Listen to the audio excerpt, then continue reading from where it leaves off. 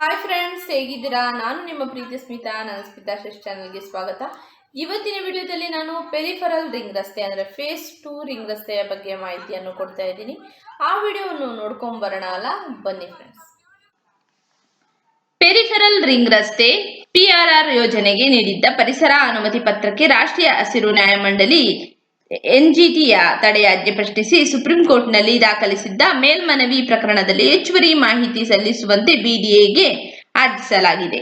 ಶುಕ್ರವಾರ ಮೇಲ್ಮನವಿ ವಿಚಾರಣೆ ನಡೆಸಿದ ಸುಪ್ರೀಂ ಕೋರ್ಟ್ ನ್ಯಾಯಪೀಠವು ಮಾರ್ಚ್ 29ರಂದು ಹೆಚ್ಚುವರಿ ಮಾಹಿತಿಯುಳ್ಳ ಪ್ರಮಾಣ ಪತ್ರವನ್ನು ದಾಖಲಿಸಲಾಗಿದೆ ರಾಜ್ಯ ಸರ್ಕಾರ ಹಾಗೂ BDAಗೆ ಸೂಚಿಸಿದೆ.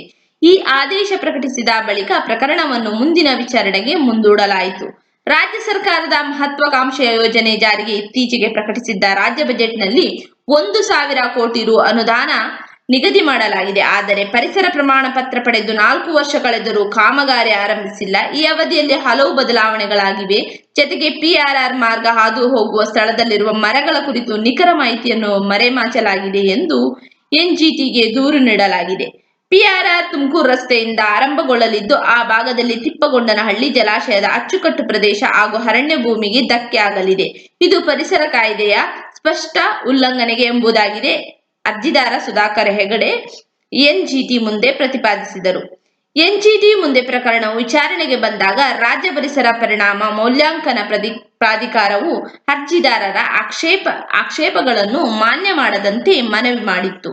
ಇದನ್ನರಿತ ಹೊಸದಾಗಿ ಪರಿಸರ ಪರಿಣಾಮ ಮೌಲ್ಯಾಂಕನ ನಡೆಸಲು ಒಪ್ಪಿಗೆ ನೀಡಿ 2014ರಲ್ಲಿ ನೀಡಿದ ಪರಿಸರ ಅನುಮತಿ ನಿರ್ಧಾರಕ್ಕೆ ತಡೆಯಾಜ್ಞೆ ವಿಧಿಸಲಾಗಿತ್ತು.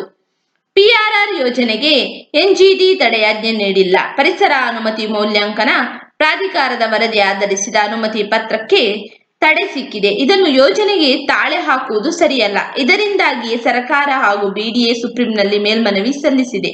ಕೋರ್ಟ್ ನೀಡುವ ಆದೇಶಕ್ಕೆ ಬದ್ಧವಾಗಲಿದ್ದು, ಹೊಸದಾಗಿ ಪರಿಸರ ಅನುಮತಿ ಪತ್ರ ಪಡೆದುಕೊಳ್ಳಲು ಸಿದ್ಧ ಎಂದು BDA ಅಧಿಕಾರಿಗಳು ತಿಳಿಸಿದ್ದಾರೆ. ಐ ಹೋಪ್ ಎಲ್ಲರಿಗೂ ಈ ವಿಡಿಯೋ ಇಷ್ಟ ಆಗಿ ತಿಳ್ಕೊಂಡಿದ್ದು. ಇಷ್ಟ ಆಗಿದ್ರೆ ಏನು ಮಾಡಬೇಕು ಅಂತ ಗೊತ್ತಲ್ಲ, ಲೈಕ್ ಮಾಡಿ, ಶೇರ್ ಮಾಡಿ, ಸಬ್ಸ್ಕ್ರೈಬ್ ಮಾಡಿ. ಎಲ್ಲರಿಗೂ ನನ್ನ ಪ್ರೀತಿಯ ಧನ್ಯವಾದ.